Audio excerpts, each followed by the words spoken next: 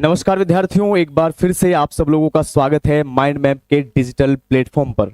मैं हूं राकेश कुमार और आज मैं आपके सामने फिर से लेकर उपस्थित हो गया हूं शिक्षण विधियों की शानदार, जानदार और जबरदस्त क्लास। तो सभी बच्चे लाइव आ जाएं, यहां पर बहुत ही बढ़िया उम्दा माहौल नजर आ रहा है। कल एग्जाम है और आज एग्जाम से एक दिन पहले मैं आपका मित्र, मैं आपका भाई राकेश कुमार आपके सामने फिर से उपस्थित हो गया हूं।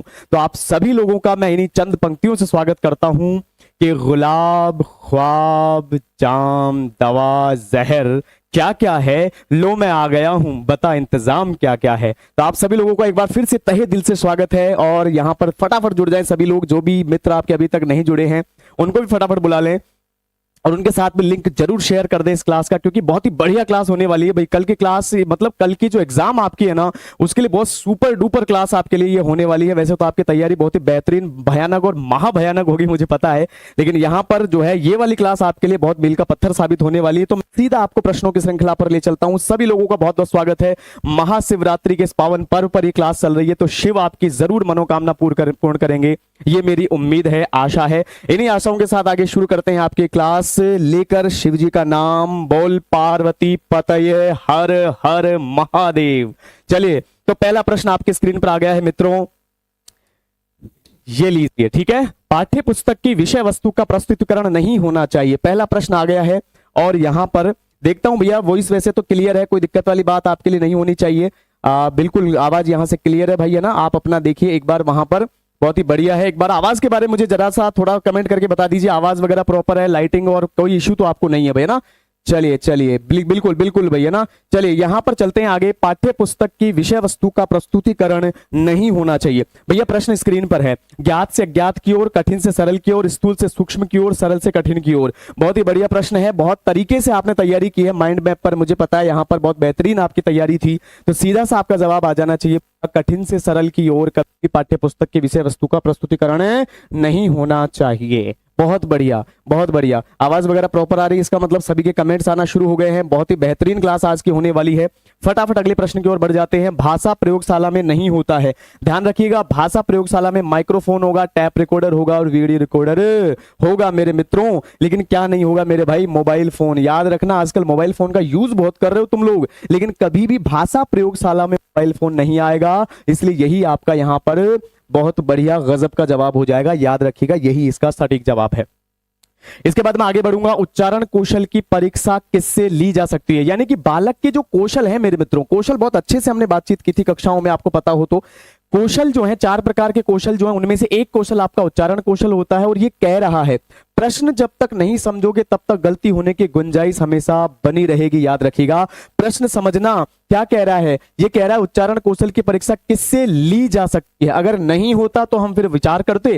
कह रहा है किससे ली जा सकती है, लिखित परीक्षा, मौखिक परीक्षा, या फिर आपका निबंधात्मक परीक्षा या वस्तुनिष्ठ परीक्षा। सीधी सी बात है, बच्चे को उच्चारण करवाना है तो आपका आंसर भी क्या हो जाएगा मेरे दोस्त, आंसर हो जाएगा आपका मौखिक परीक्षा। मौखिक परीक्षा हो जाएगा। मुझे पता है सभी बच्चों ने माइंड मैप से बहुत जबरदस्त तैयारी की है, तो वहां पर परीक्षा में तो कोई समस्या आने की गुंजाइश ही नहीं है आप लोगों के लिए, है ना। और उसके लिए चंद पंक्तियां हैं आपके लिए, चिंता मत करो आप। क्या कि हाथी घोड़े तोप तलवारें, फौज तो तेरी सारी है, लेकिन माइंड मैप वालों की तैयारी भी सारी है भैया ना। आ जाओ अगले प्रश्न की बात करते हैं। यहां पर ये पिछला प्रश्न जो है उसका आंसर मैंने दे दिया आपको, सेकंड ऑप्शन उसका आंसर होगा। कौन सा कथन सही नहीं है, याद करिए, कथन सही नहीं है। एग्जाम में भी आपको नहीं और है में जरूर ध्यान रखना है और नहीं का जरूर आपको ध्यान रखना है इस बात का कि कहां है और कहां नहीं है, क्योंकि इस पर ध्यान चूका और मामला तुम्हारा गड़बड़ वहीं हो जाएगा, चाहे तुमने कितनी भी बेहतरीन तैयारी क्यों ना की होगी। पूछ रहा है कौन सा कथन सही नहीं है, कथन पढ़ते हैं फटाफट। वस्तुनिष्ठ प्रश्नों द्वारा स्मृति की परख की जा सकती है। वस्तुनिष्ठ प्रश्न जो हैं उनके लिए कह रहा है। फिर है वस्तुनिष्ठ प्रश्नों से मूल्यांकन पक्षपात रहित होता है, बिल्कुल। वस्तुनिष्ठ प्रश्नों से भाषा विषयक कमजोरियां जानी जा सकती है। फिर है वस्तुनिष्ठ प्रश्नों का निर्माण समय साध्य होता है। इनमें से आपका कौन सा जवाब होगा, तो याद रखिए यहां पर 2 बातें ऐसी हैं जो वस्तुनिष्ठ प्रश्नों के लिए सही नहीं है। वो है वस्तुनिष्ठ प्रश्नों के द्वारा भाषा विषयक कमजोरियों के लिए आपको जो है वस्तुनिष्ठ प्रश्न सहायता नहीं कर सकते हैं। दूसरा, चौथा जो ऑप्शन है वस्तुनिष्ठ प्रश्नों का निर्माण समय साध्य होता है, तो ये बात भी क्या है आपकी गलत है, क्योंकि ये जो अपना वस्तुनिष्ठ प्रश्न होते हैं वो समय साध्य नहीं होते हैं भाई, जल्दी बनाए जा सकते हैं। तो 2 ऑप्शन यहां पर इसके राइट हो जाएंगे। बात करेंगे उपचारात्मक शिक्षण में नहीं होना चाहिए। उपचारात्मक शिक्षण में क्या नहीं होना चाहिए। याद रखो मेरे मित्रों एक बात, और बात तो आपकी ये है कि देखो उपचारात्मक शिक्षण है ना, ये दो बातें हैं इसमें, उपचारात्मक शिक्षण, निदानात्मक शिक्षण जो होता है ना, ये दो ऐसी चीजें हैं कि मुझे तो ऐसा लगता है रीट वाले एग्जामिनर को बहुत पसंद है ये। यहां से एक न एक प्रश्न वो कभी ना कभी आपसे जरूर पूछेगा, और मैं तो ये कहता हूं कभी ना कभी क्यों, इसी में आपसे 100% पूछेगा, इसलिए इसको जरूर से जरूर पढ़कर जाइएगा। बहुत ही बेहतरीन यहां पर आपके लिए ये रहेगा उपचारात्मक शिक्षण और निदानात्मक शिक्षण, क्योंकि इसमें से प्रश्न आते रहे हैं और आते ही हैं। उत्साहवर्धन तो होगा ही होगा, बच्चा अभ्यास भी करेगा भाई, सहानुभूति भी आएगी, क्योंकि बच्चे ने अगर देखा कि मेरी तैयारी जैसी थी, मुझे बहुत बढ़िया यहां पर जो है जो कमजोरी मुझे लगी उसको गुरुजी ने सुधार दिया। उपचारात्मक शिक्षण तो यही करता है, लेकिन उपहास यहां पर नहीं आएगा भैया, बच्चे का उपहास इसमें बिल्कुल नहीं आएगा, याद रख के जाइएगा। बहुत ही बढ़िया एकदम ये उम्दा प्रश्न है। इस तरह के प्रश्न आपको एग्जाम में बहुत याद रखने होंगे, क्योंकि ऐसे ही प्रश्न एग्जाम में फंसेंगे भाई।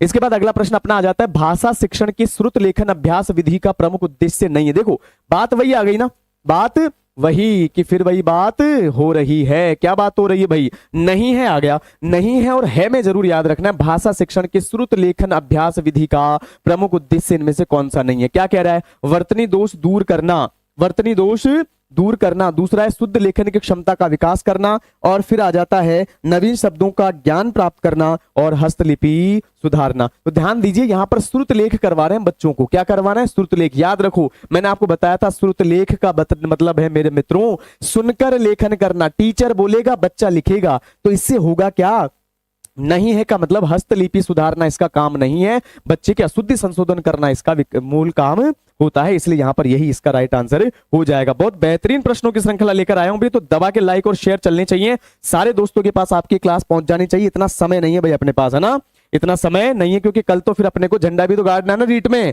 अरे गाड़ोगे ना, बिल्कुल गाड़ोगे झंडा, मुझे पता है मेरे लालों, है ना। चलो भाषा शिक्षण की सूत्र विधि का मूल स्रोत कौन सा है मेरे भाई, सूत्र विधि आ गई यहां पर। कौन सी विधि, सूत्र विधि। याद करिए भाषा शिक्षण में एक जो टीचिंग मेथड आपने पढ़ा था वो सूत्र विधि था।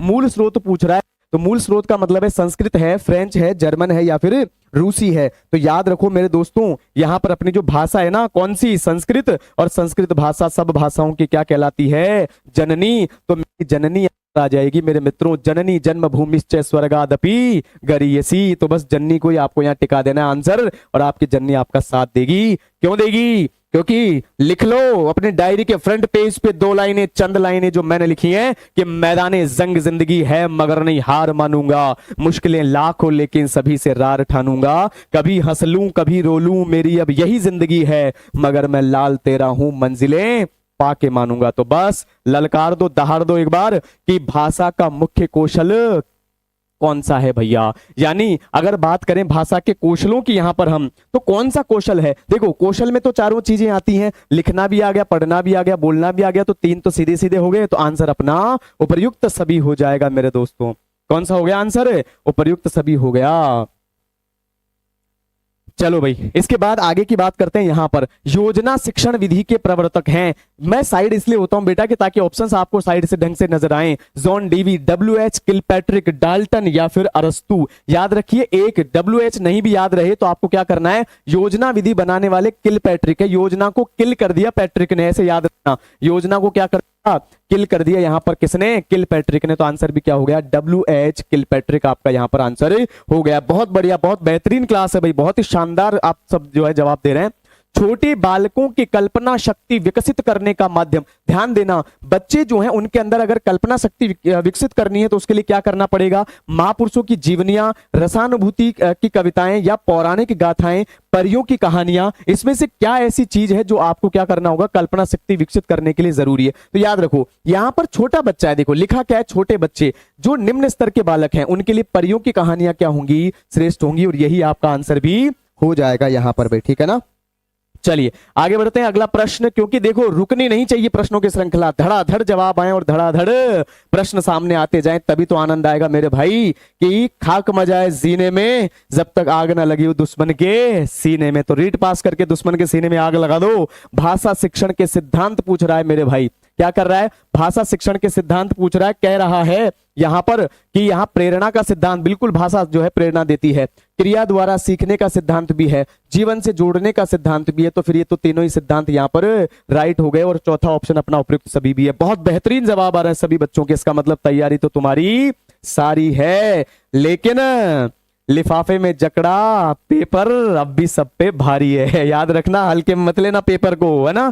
चलो अगला प्रश्न अपना आ गया है यहां पर, और प्रश्न है भाषाई कौशलों से। देखो भाषाई कौशलों से बहुत सारे प्रश्न यहां पर पूछे जाते रहे।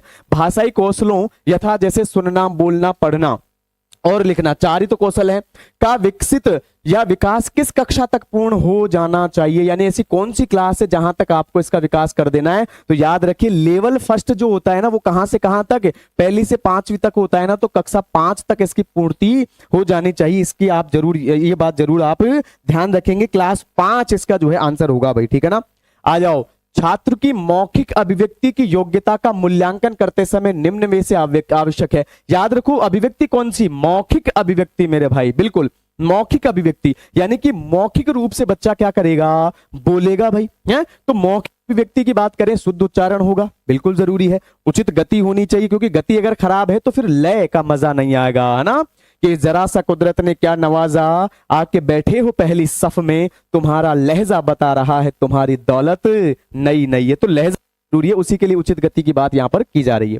व्याकरण सम्मत भाषा तो होनी ही चाहिए। इसका मतलब पूरे जवाब हमारे यहां पर क्या हो गए, राइट हो गए। चारों के चारों जवाब ही यहां पर जो है हमारे उचित हैं। कारण क्या है वो आपके सामने है। आ जाओ, अगला प्रश्न स्क्रीन पर है। सभी लोगों के जवाब देख रहा हूं भैया, टेंशन मत करो आप, है ना। बढ़िया तरीके से, शानदार तरीके से देते रहो जवाब। गजब गजब, बहुत बढ़िया, बेहतरीन जवाब आ रहे हैं सभी के। बात हो रही है मेरे दोस्तों, बात किसकी हो रही है, श्रवण कौशल की। सुनना कौशल क्या कह रहा है, इसको विकसित करने के लिए उपयुक्त प्रणाली है। ऐसी कौन सी प्रणाली है जिसमें आप सुनना कौशल को जो है विकसित कर सकते हैं। क्या कह रहा है यहां पर, व्याख्या प्रणाली, तुलना प्रणाली, गीत प्रणाली, और एक प्रणाली है यहां पर खेल प्रणाली। याद रखो, खेल प्रणाली का मतलब है कि बच्चे को हम खेल खेल में सिखा रहे हैं। किसमें सिखा रहे हैं, खेल खेल में सिखा रहे हैं। तो बच्चा जहां ज्यादा क्रियाशील होगा, बच्चा क्या होगा, जहां क्रियाशील होगा वहीं उसके कौशलों का विकास भी अधिक हो जाएगा। ये बात भी आप याद रखना। अब समझो, प्रश्न पत्र निर्माण करने से पहले निम्न में से किस प्रपत्र को तैयार करना आवश्यक है। ऐसा कौन सा प्रपत्र है जिसको पेपर बनाने से पहले आपको बनाना होगा। बिल्कुल, प्रणाम भाई सभी को। याद रखना मेरे दोस्तों कि प्रपत्र बनाने से पहले, जब आप एक टीचर के रूप में जब स्कूल में जाएंगे, एज ए टीचर जब आपका सिलेक्शन होगा, और होगा 100% निश्चित रही है ना, तो वहां पर आपको क्या करना होगा भैया, पेपर बनाने से पहले एक नील पत्र बनाना होगा। और नील पत्र का मतलब ही क्या होता है, ब्लूप्रिंट होता है यहां पर, है ना। ब्लूप्रिंट होता है इसका मतलब। और ये ब्लूप्रिंट आ जाए, चाहे नील प्रपत्र आ जाए, नील पत्र आ जाए, बात एक ही है। याद रखना इसका आंसर यही होगा। यानी यहां पर आपको पहले ब्लूप्रिंट बनाना होगा मेरे दोस्तों। क्या बनाना होगा, ब्लूप्रिंट। याद रखिए, सहायक सामग्री और पाठ्य पुस्तक, यहां से भी अधिकांश जो बेटा पाठ्यक्रम तो है ही, पाठ्यक्रम से तो पेपर बनाओगे आप, ठीक है ना।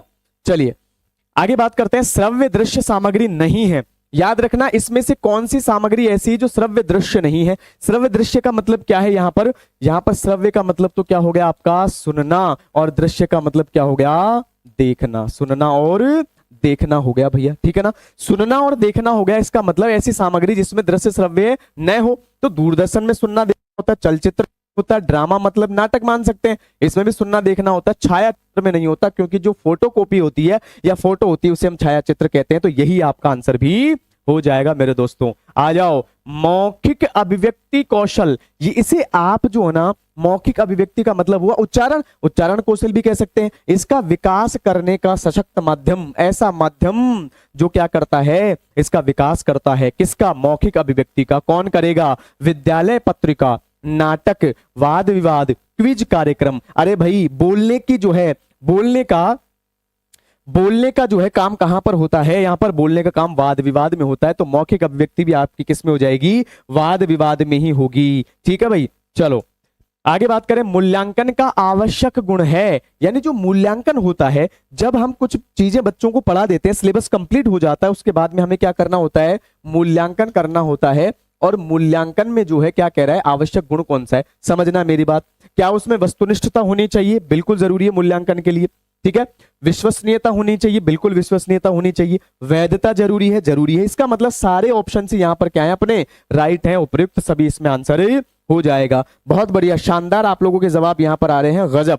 चलिए भाई, भाषा दक्षता का प्रारंभिक कौशल कौन सा है, भाषा दक्षता का प्रारंभिक कौशल इसमें आपसे पूछा गया है भाई, ठीक है ना। देखो भाषा दक्षता का प्रारंभिक कौशल पूछ रहा है, इसका मतलब भाषा में बच्चे को दक्ष करने के लिए कौशल कौन सा? मैंने आपको बताया था क्लास में, जो बच्चे क्लास ले रहे थे एप्लीकेशन में अपनी, मैंने कहा था LSRW। क्या भैया? LSRW, listen, speak, read, right. Listen का मतलब सुनना, स्पीक बोलना, रीड यानी पढ़ना, राइट यानी लिखना। तो यहाँ पर पूछ क्या रहा है? प्रारंभिक कौशल, इसका मतलब सुनना ही आपका प्रारंभिक कौशल हो जाएगा। यहाँ पर सुनना ही क्या हो गया? प्रारंभिक कौशल हो गया। बहुत बढ़िया, आवाज बेहतरीन आ रही है भाई, कहीं कोई दिक्कत नहीं है मेरे हिसाब से, है ना? बहुत बढ़िया हम लोग चल रहे हैं यहाँ पर। चलो भाई, बहुत बढ़िया, बिल्कुल सारे जवाब यहाँ पर शानदार है।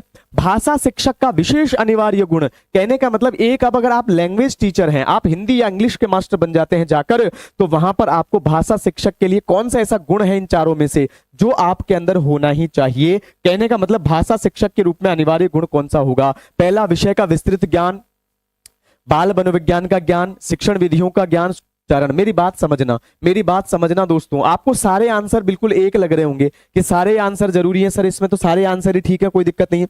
लेकिन याद रखने वाली बात यह है कि विषय का विस्तृत ज्ञान भी सही है, मनोविज्ञान का ज्ञान भी, शिक्षण विधियों का भी ज्ञान, लेकिन कह रहा है विशेष अनिवार्य है कि और को तो थोड़ा सा रिप्लेस किया जा सकता है, छोड़ा जा सकता है, लेकिन ऐसा कौन सा है जिसको छोड़ा नहीं जा सकता? और वो यहां पर क्या है? आपका शिक्षण विधियों के ज्ञान के नीचे लिखा शुद्ध उच्चारण। कहने का मतलब टीचर को हमेशा कोशिश करनी चाहिए कि शुद्ध उच्चारण करे। शिक्षक है, विशेष रूप से भाषा शिक्षक है, क्योंकि अन्य शिक्षक तो अगर शुद्ध उच्चारण नहीं भी कर पाएंगे तो काम चल सकता है, लेकिन भाषा शिक्षक के लिए शुद्ध उच्चारण होना बहुत ही जरूरी है।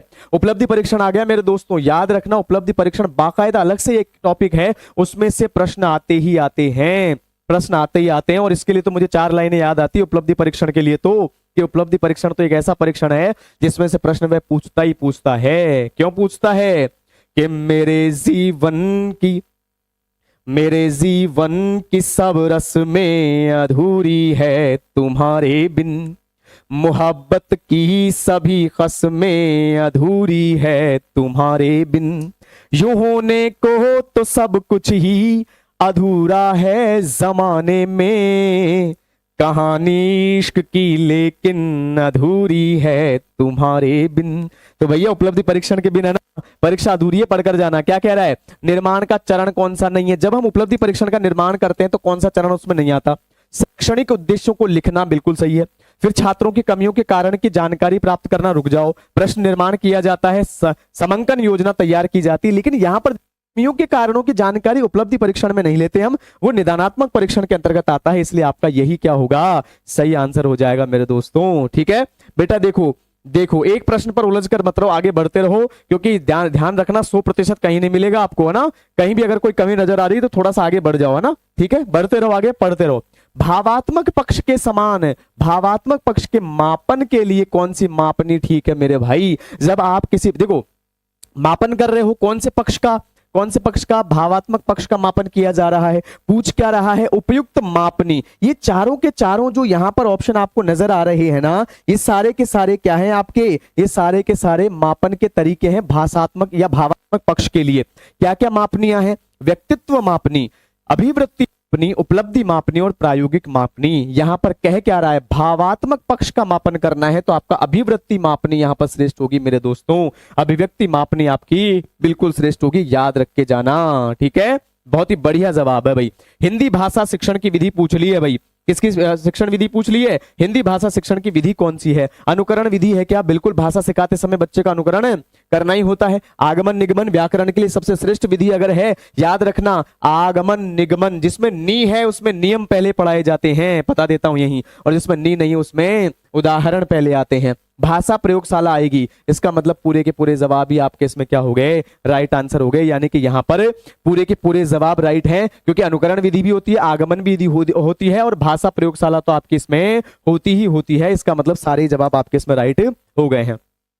फिर आ जाओ, गृह कार्य का मुख्य उद्देश्य। पढ़ते समय सबसे बुरी चीज जो लगती थी मेरे दोस्तों वो गृह कार्य है, लेकिन मास्टरनियों याद रखना तुम्हारा भी सबसे ज्यादा जोर इसी पर होगा जब बन जाओगे कि होमवर्क दो बच्चों को, कि छुट्टियां आ गई होमवर्क दे दो, कि साहब दिवाली की छुट्टियां होमवर्क दे दो, है लेकिन मत देना भाई इतना भी। क्या कह रहा है? उद्देश्य क्या है भाई? पहले पता होना चाहिए क्या उद्देश्य, गृह कार्य देना चाहिए जरूरी है, लेकिन कम से कम हमें पहले क्या पता हो? उद्देश्य पता होना चाहिए कोई दिक्कत नहीं, डरना नहीं जिंदगी में ना, डर गया सो घर गया भैया। तो गृह कार्य का मुख्य उद्देश्य पूछा, छात्र को घर पर व्यस्त रखना, पढ़ाए गए पाठ को दोहराने के लिए अवसर देना, सुलेख की योग्यता का विकास करना, संबंधित पाठ में रुचि उत्पन्न करना।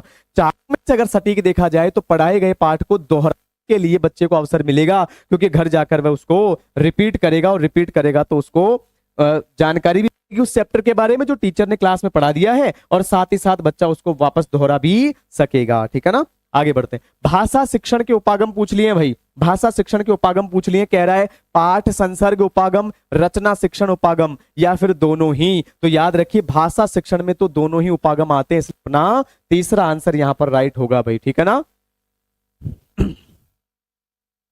बिल्कुल बिल्कुल है ना, बहुत स्पीड ठीक है मेरे हिसाब से बच्चों, कोई दिक्कत नहीं है ना।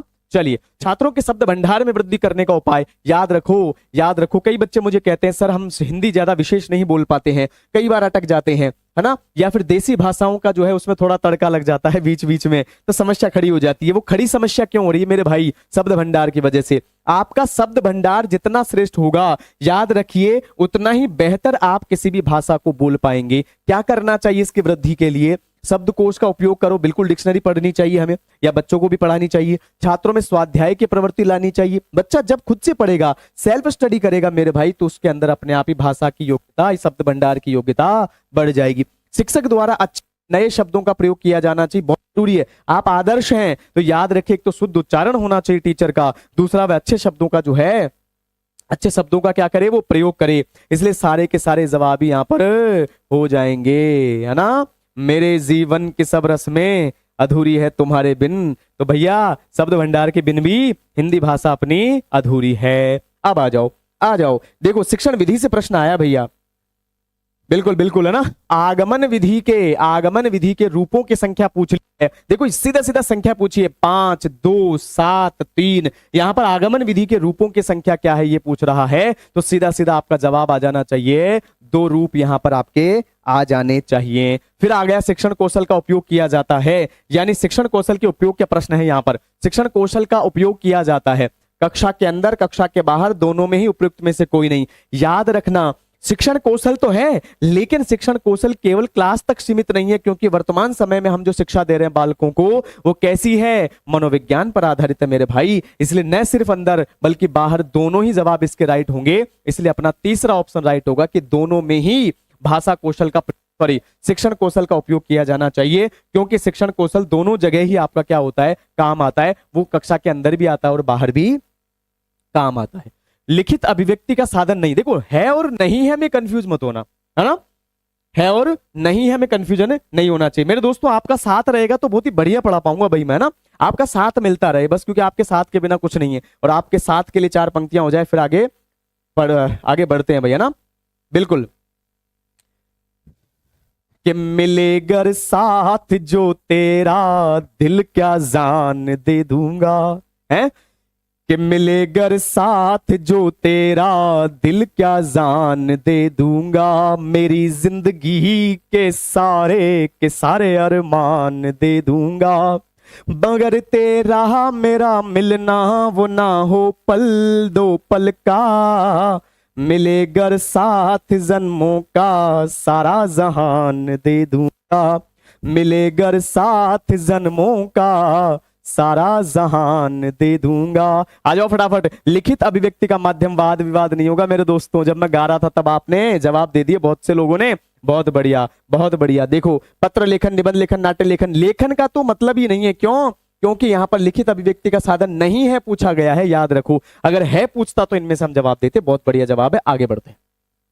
अब कह रहा है बालकों को लिखना सिखाने से पहले यह आवश्यक है, बच्चों को आप क्या कर रहे हैं, लिखना सिखा रहे हैं भाई। बच्चों को क्या कर रहे हैं, लिखना सिखाना है हमें, तो उससे पहले आप क्या सिखाओगे भाई, क्या सिखाओगे? अक्षर लिखना, अच्छा, 12 खड़ी लिखना, देखते हैं। लेखन संबंधी जिज्ञासा उत्पन्न करना, उनको क्रियाशील बनाना। याद रखो, अगर जिज्ञासा श्रेष्ठ होगी, अगर जिज्ञासा श्रेष्ठ होगी तो बच्चा स्वयं ही क्या कर लेगा, वहां पर रुचि रख लेगा। तो यहां पर अपना जिज्ञासा वाला जवाब यहां पर सम्मिलित हो गया। अब कह रहा प्रिंट मीडिया में सम्मिलित नहीं किया जाता, नहीं, याद रखो ना, है और नहीं में कंफ्यूजन मत होना। मैं गारंटी देता हूं पेपर सॉल्यूशन वाले दिन है ना, यहां पर आप देखोगे कि है और नहीं में ज्यादा नहीं ना तो 5 से 10% बच्चे होंगे जो ये कह रहे होंगे कि सर हमें आंसर आता था, सटीक आंसर आता था, हम यहाँ पर है और नहीं में उलझ गए, है ना। आ जाओ, समाचार पत्र बिल्कुल, पत्रिकाएं बिल्कुल, विद्यालय पत्रिकाएं बिल्कुल, कह क्या रहा है, प्रिंट मीडिया कह रहा है, ये पत्र पत्रिकाएं सारी होती हैं। तो पाठ्य पुस्तक जो है मीडिया का साधन नहीं है भैया ना, मीडिया का साधन पाठ्य पुस्तक कभी भी नहीं हो सकता है, क्योंकि वो तो बालकों के पाठ्यक्रम के लिए जरूरी है। तो यही आपका हो गया, मीडिया में तो पत्र पत्रिकाएं आती हैं। फिर आ रहा है SITE क्या है, याद रखिए यहां पर ये इंपॉर्टेंट प्रश्न हो जाता है आपके लिए। कौन सा SITE क्यों हो जाता है, ये क्या है, टीवी चैनल है, ये टीवी चैनल है, उपग्रह अनुदेशात्मक दूरदर्शन प्रयोग है, या फिर एक व दो दोनों है, उपयुक्त में से कोई नहीं है। तो याद रखिए उपग्रह अनुदेशात्मक दूरदर्शन प्रयोग यहां पर इसका राइट आंसर हो जाएगा भाई।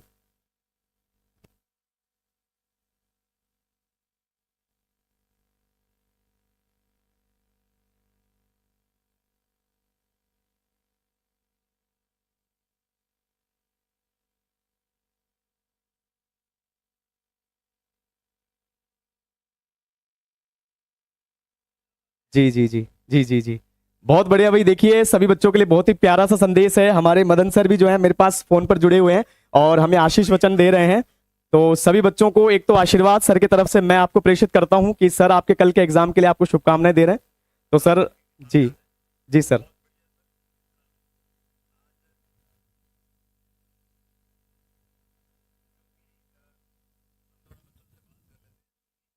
जी जी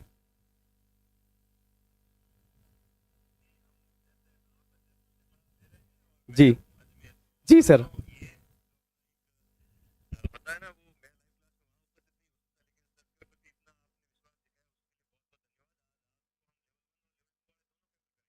जी सर। देखो मदन सर आपसे कह रहे हैं कि लेवल 2 और लेवल फर्स्ट वाले क्वेश्चंस मैं करवा रहा हूं, और सर बहुत प्रसन्न है इस बात से कि आप लोगों ने बड़ा साथ दिया हम लोगों का। सर अजमेर से लाइव हैं मेरे पास कॉल पर, और मैं जयपुर से क्लास ले रहा हूं। तो सर बहुत अच्छा लगा आपको भी सुनकर, हमें बीच लाइव क्लास में, और बच्चे भी बहुत प्रसन्न है। लोग के जो एग्जाम पैटर्न को हम यहाँ पर एकदम मतलब एग्जाम से 12 घंटे पहले पूरा आधे से ज्यादा पेपर फंसा देंगे पूरा। बिल्कुल बिल्कुल सर, बिल्कुल बिल्कुल। धन्यवाद सर, बच्चों का जी इसी तरह आपको सपोर्ट मिलता रहे। जी धन्यवाद जी सर, जी सर, बहुत बहुत धन्यवाद सर, आपका आशीर्वाद बने रहे सर। धन्यवाद सर। ठीक ठीक है सर। देखो बच्चों, तो जैसा कि मैं आपको कह रहा था, मदन सर ने कॉल किया बीच में, मुझे भी बहुत अच्छा लगा सर का कॉल बीच में आया क्लास में। मैं तो इधर था, मैं एक बार तो सोच रहा था क्लास में कॉल लूं नहीं लूं, लेकिन फिर भी मुझे लगा कि एक बार लेना चाहिए कॉल। तो सर अजमेर से यहाँ पर हैं अभी अपने साथ, ये मान लीजिए, और मैं जयपुर से क्लास ले रहा हूँ। बहुत अच्छा लगा सर को सुनकर। तो चलिए अपने क्लास को लाइव करते हैं आगे। बहुत बढ़िया बच्चों, आप सब लोगों को भी बहुत पढ़कर आपके कमेंट्स वगैरह बहुत अच्छा लग रहा है। तो चलिए यहाँ पर हम आगे बढ़ते हैं। वस्तुनिष्ठ प्रश्नों की उपयोगिता का प्रमुख कारण यहाँ पर पूछा गया है भैया ना। बहुत बढ़िया बच्चों, आप सभी लोगों को बिल्कुल बिल्कुल आपके लिए हमेशा माइंड मैप जो है वो खड़ा है बच्चों, है ना। हमेशा माइंड मैप आपके साथ खड़ा है, चिंता मत करिए, किसी भी तरह से आपको रुकने नहीं देंगे, झुकने नहीं देंगे, निश्चिंत रहिए ना। कि आपको पता ही है, हाथी घोड़े तोप तलवारें फौज तो तेरी सारी है, लेकिन ये माइंड मैप से जुड़ी फौज भी सब पे भारी है। तो याद करिए, आगे बढ़ते हैं, यहाँ पर चिंता मत करिए, हमारे मैप की फौज किसी से कम नहीं है। पेपर वाले दिन देखना, आपको आनंद आ जाएगा। वस्तुनिष्ठ प्रश्नों की उपयोगिता का प्रमुख कारण पूछ रहे हैं मित्रों। वस्तुनिष्ठ प्रश्नों की उपयोगिता की जरूरत क्या है हमें, क्या रटाई से मुक्ति होगी? बिल्कुल होगी भैया, क्योंकि वस्तुनिष्ठ प्रश्नों में ज्यादा रटने की आवश्यकता नहीं होगी यहाँ पर। एक तो ये इसका जो है होगा, एक बार थोड़ा रिदम पकड़ते हैं वापस, चलिए। दूसरा सबसे बढ़िया चीज होने वाली ना, पूछ क्या रहा है, कारण पूछ रहा है यहाँ पर, है ना। तो निष्पक्ष मूल्यांकन होगा सबसे बढ़िया भैया। यानी कि कोई बच्चा ये नहीं कह सकता कि सर मुझे 2 नंबर कम दे दिए, या फिर मुझे 2 नंबर आपने ज्यादा दे दिए, क्योंकि मेरे मित्र यहाँ पर पेपर में क्वेश्चन या तो 1 नंबर या 2 नंबर जितने का है, अगर सही है तो उतना और गलत है तो उतना ही नंबर माइनस आपका वहां पर है। बिल्कुल बिल्कुल बेटा रीना, मैंने सर को बोल दिया, निश्चिंत रहो, आप मस्त रहो, स्वस्थ रहो, व्यस्त रहो, बस, है ना। पढ़ाई में आपको सारी चीजें मिलती रहेंगी, किसी भी तरीके से आपको पीछे नहीं हटने देंगे भाई, ठीक है ना। क्लास बढ़िया लाइव चलेगी, 200 प्रश्न है भैया, है ना। मस्त रहो, खाते पीते रहो, महाशिवरात्रि है, हर हर महादेव बोलते रहो, और बढ़िया एकदम फलाहार करते रहो। आज तो वैसे भी फास्ट होगा तुम्हारा, चलिए, है ना। चलिए आगे बढ़ जाते हैं। विचारों की अच्छी अभिव्यक्ति वाला प्रश्न आ गया भैया। यहाँ पर विचारों की अच्छी अभिव्यक्ति की बात की जा रही है कि किस प्रकार के प्रश्नों में हो सकती है। विचारों की अच्छी अभिव्यक्ति किस प्रकार के प्रश्नों में होंगी? क्या कह रहा है? वस्तुनिष्ठ, अति लघुत्रात्मक, लघुत्रात्मक या निबंधात्मक। मेरे भाई विचारों की अभिव्यक्ति करनी है दोस्तों। किसकी अभिव्यक्ति? विचारों की। मतलब विचार अभिव्यक्त अच्छे से अच्छा कहां होगा? वस्तुनिष्ठता में तो हो ही नहीं सकता, निबंधात्मक में होगा। कि हम और डिटेल से चीजों को लिख पाएं, तो वहां पर ही आपका क्या होगा, ये विचारों की अभिव्यक्ति जो है हो पाएगी भैया, ठीक है ना। विचारों की अभिव्यक्ति लिए सबसे जरूरी चीज क्या है आपकी, निबंधात्मक है। इसी तरह से किसने मूल्यांकन प्रक्रिया को त्रिमुखी बताया है, याद रखना, त्रिमुखी बताकर त्रिकोण के रूप में प्रस्तुत किया था। किसको, मूल्यांकन की प्रक्रिया को त्रिमुखी, त्रि याद रख लेना, और त्रिमुखी तो हमारे कौन है भैया, ब्लूम महोदय हैं यहाँ पर, है ना। त्रिनेत्र से याद रख लेना, क्योंकि आज तो शिव जी का दिन है मेरे भाई, तो त्रिनेत्र से याद रख लेना। त्रिमुखी कौन है, ब्लूम महोदय। हर हर बम बम बम बम ब्लूम, याद रखना, बम बम ब्लूम और त्रिमुखी। उपचारात्मक शिक्षण आ गया है बालकों, मैं कह ही रहा था, उपचारात्मक शिक्षण, उपलब्धि परीक्षण, निदानात्मक परीक्षण, ये कुछ चीजें ऐसी हैं जिनको थोड़ा सा अच्छे से आपको पढ़कर जाना होगा, क्योंकि यहां से प्रश्न आएंगे भाई, 100% आएंगे, याद रख के जाना मेरी बात को। अध्यापकों की कमियों का उपचार करते हैं, उपचारात्मक अध्यापक से कोई मतलब नहीं है। छात्रों के घायल होने का उपचार करते हैं, अरे भैया आजकल मामला पहले वाला नहीं है कि टीचर ने उठाया डंडा और खोपड़ी पर फोड़ दिया, है ना, आजकल मामला दूसरा है। लेकिन फिर भी छात्रों की कमजोरियों का निदान कर उन्हें दूर करने हेतु शिक्षण करते हैं, और कुछ कह नहीं सकते, ऐसे जवाब कभी नहीं आएंगे। इसलिए यही जवाब राइट होगा कि कमजोरियों का निदान करना होगा। कमजोरी का जो पता लगाया है हमने, उसको दूर करने की कोशिश किस में की जाएगी भैया, उपचारात्मक शिक्षण में की जाएगी मेरे मित्र। इसलिए आप इसी को याद रख के जरूर से जरूर वहां पर उच्चारण सुधारने का कार्य किन कक्षाओं में करो। उच्चारण जो है बालक का, कि वो अच्छे से बोल पा रहा नहीं, आपने कई बार देखा होगा बड़ी क्लासेस में बच्चा चला गया तो वहां जाने के बाद उच्चारण सुधार नहीं पाता, तो प्रारंभ में ही आपको ध्यान रखना होगा, बच्चे को कहना होगा, बेटा ये प्रेम नहीं है, ये प्रेम है ना, ये प्रशंसा नहीं है, ये प्रशंसा है, ये खाना नहीं है, ये खाना है। छोटी छोटी चीजें जो आपको प्रारंभिक क्लास में ही बच्चे को बता देनी चाहिए, क्योंकि आगे जाकर फिर उसके लिए समस्या पैदा हो सकती है मेरे दोस्तों। नर्सरी क्लास या प्रारंभिक स्तर पर क्या करना है, कविता शिक्षण सर्वश्रेष्ठ कौन सी प्रणाली, याद रखना मेरे दोस्तों, मेरे भाई बहनों, जब छोटी क्लास को पढ़ाओ ना तो बच्चों को बड़ा आनंद आता है जब उन्हें गीत गाकर पढ़ाता है मास्टर, है ना। आपको भी तो मजा आता है ना, जब मैं यहाँ कविता सुनाता हूँ आपको सुनकर बड़ा मजा आ जाता है, सुनकर तो बड़ा मजा आ जाता है। इसका मतलब गीत और नाट्य प्रणाली जो है ना, वो सबसे श्रेष्ठ प्रणाली यहाँ पर आपकी होगी, क्योंकि बच्चे गीत सुनना पसंद करते हैं, नाटक देखना पसंद करते हैं। ये आपका राइट आंसर हो गया है। भाषा कौशल है, भाषा कौशल कौन सा है, शिक्षण कराना, अधिगम कराना, दक्षता प्राप्त करना, नहीं अनुदेशन कराना, यहां पर आपका क्या होगा, भाषा कौशल के लिए यहां पर ये जो है इसका आंसर हो जाएगा। भाषा कौशल जो है यहां पर, सॉरी भाई, दक्षता प्राप्त करना होगा, मैंने नीचे ध्यान नहीं दिया, दक्षता प्राप्त करना इसका राइट आंसर है ना, क्योंकि भाषा कौशल से बच्चे को भाषा में क्या करना, दक्ष तो करना है। दक्ष का मतलब क्या होता है, बच्चे को योग्य बनाना है ना, तो ये आंसर होगा भैया ना, ये वाला दक्षता प्राप्त करना। ठीक है, भाषा कौशल की हमने बात कर ली, आगे बढ़ेंगे और अगला प्रश्न आपके स्क्रीन पर है, प्रोजेक्ट विधि। प्रोजेक्ट विधि शिक्षा प्रदान की जाती है, प्रोजेक्ट विधि में कौन सी शिक्षा प्रदान की जाएगी, क्या सैद्धांतिक शिक्षा प्राप्त करते हैं, क्या जीवनोपयोगी है, क्या बेसिक शिक्षा है, क्या नैतिक शिक्षा है। भाई प्रोजेक्ट करवाने का मतलब ही सीधा सीधा होता है कि बच्चा जो है ना जीवन में आगे जाकर उसे उपयोग में ले सके, जीवन में कहीं ना कहीं उसके वो काम आ सके, इसीलिए हम प्रोजेक्ट की बात करते हैं दोस्तों। तो जीवनोपयोगी शिक्षा होगी, कौन सी शिक्षा होगी, जीवनोपयोगी, जो उसके जीवन में कहीं ना कहीं आगे चलकर काम आए, और उसके लिए जो मेथड प्रयोग किया जाता है वो जीवनोपयोगी होता है। इस बात को आप याद रखना मेरे दोस्तों। आ जाओ प्रस्तावना की बात करते हैं। किसकी बात करेंगे, प्रस्तावना की बात करेंगे। प्रस्तावना क्या कह रही है, प्रस्तावना कह रही है इसका मुख्य उद्देश्य मेरे भाई, स्तुतिकरण करना, नवीन ग्रहण करने ही तत्पर करना। क्या जैसे ही आप क्लास में एंटर हुए जाके आपने बम फोड़ दिया, बताओ अमेरिका का राष्ट्रपति कौन चुना गया है, और बच्चे डर जाएंगे, तो उसके लिए आपको प्रस्तावना प्रश्न करने पड़ेंगे, धीरे धीरे बच्चों को सब्जेक्ट से जोड़ना होगा, तो वहां पर आपको नवीन ज्ञान प्राप्त करने के लिए तत्पर करना ही आपका राइट आंसर होगा। इस बात को आप जरूर से याद रखिए। बहुत बढ़िया, शानदार, ताली बजा दो कमेंट में। 2028 बच्चे लाइव आ गए हैं, बहुत ही जबरदस्त क्लास चल रही है। सभी बच्चे और दोस्तों के साथ भी लाइव क्लास को शेयर कर देंगे, बहुत ही बेहतरीन क्लास जा रही है, बहुत आनंद में हूं।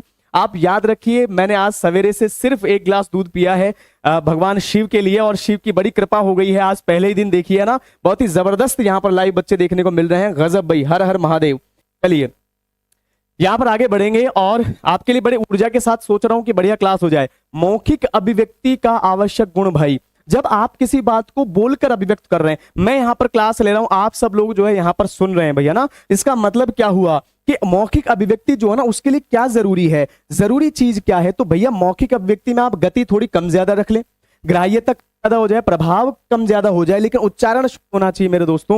भाषा में सबसे जरूरी जो चीज है ना, वो कौन सी चीज है? आपकी उच्चारण में शुद्धता वाली चीज है, और उच्चारण में शुद्धता, इसका राइट आंसर भी आपका हो जाएगा मेरे दोस्तों। बहुत बढ़िया, बहुत बढ़िया, गजब, शानदार।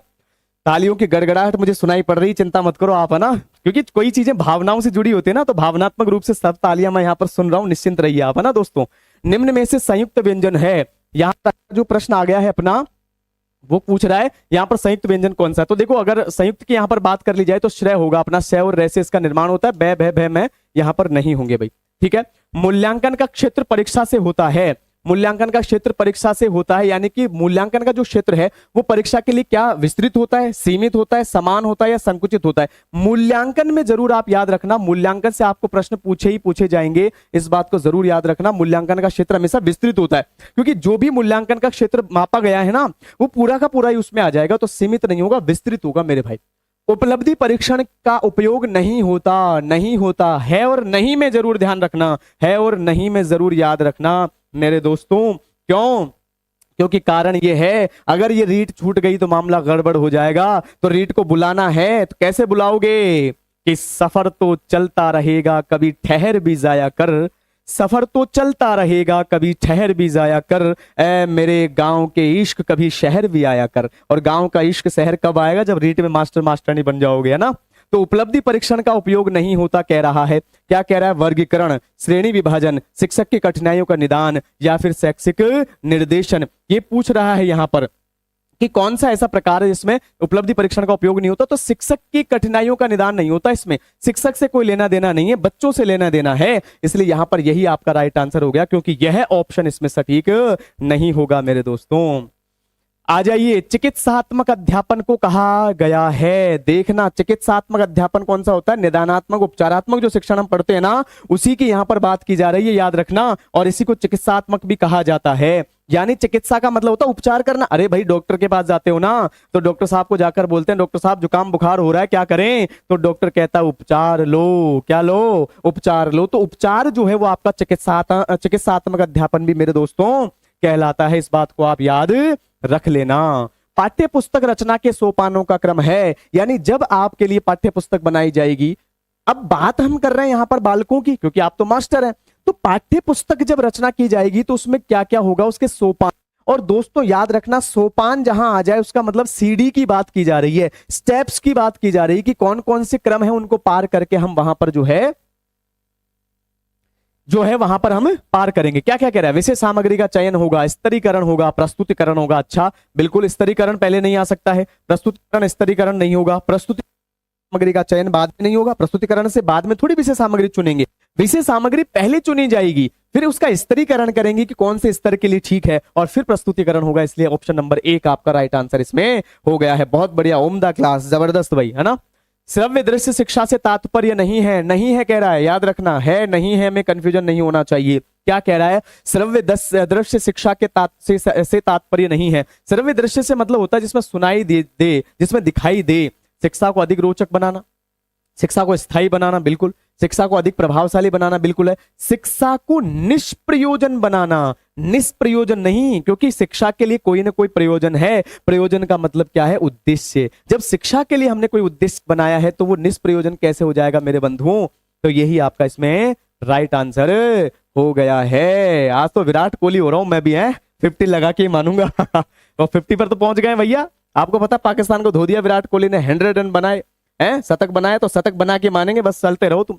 सतत एवं व्यापक मूल्यांकन की विशेषता क्या नहीं है कह रहा है नहीं पर जरूर फोकस करना, मेरी बात याद रखना एग्जाम में। सतत एवं व्यापक मूल्यांकन की विशेषता इन चारों में से कौन सी नहीं है कह रहा है, ठीक है ना। विद्यार्थियों के विकास के पक्षों पर जोर न देना, इस छोटे से न को जरूर याद रखना, ये न पानी पिला देगा तुम्हें एग्जाम में, याद रखना इस बात को, ठीक है ना। तो क्या कह रहा है? विद्यार्थी के विकास के पक्षों पर जोर न देना, विद्यार्थी का नियमित मूल्यांकन करना, गुणवत्तापूर्ण मूल्यांकन, संप्राप्ति में सुधार करना, सारे हैं। पहला नहीं होगा क्योंकि इसमें न आ गया, और यही आपका जो है आंसर भी यहां पर हो जाएगा। बिल्कुल चिकित्सात्मक उपचारात्मक होता है बेटा। सत्य असत्य परीक्षण कहलाता है। देखो, सत्य असत्य जानते हो ना आप, ट्रू फॉल्स। बच्चों को कहते हैं इस पे सही का टिक लगाओ, बच्चों को कहते हैं इस पे गलत का टिक लगाओ। तो ये वाला जो परीक्षण है उसको हम क्या कहते हैं? बहुसंख्यक चुनाव, एकांतर प्रत्युत्तर, समरूप परीक्षण, बहुरिक्त स्थान। नहीं, रिक्त स्थान तो हो ही नहीं सकता। बहुसंख्यक चुनाव भी नहीं होगा, बहुसंख्यक चुनाव का मतलब वस्तुनिष्ठ होता है। समरूप परीक्षण नहीं होगा, एकांतर प्रत्युत्तर परीक्षण होगा। इसको रट लेना मेरे भाई कि सत्य असत्य परीक्षण को क्या कहते हैं, एकांतर प्रत्युत्तर परीक्षण यहां पर आपका कहा जाएगा। सत्य असत्य वाले जो भी प्रश्न होते हैं वो एकांतर प्रत्युत्तर परीक्षण वाले होते हैं भैया।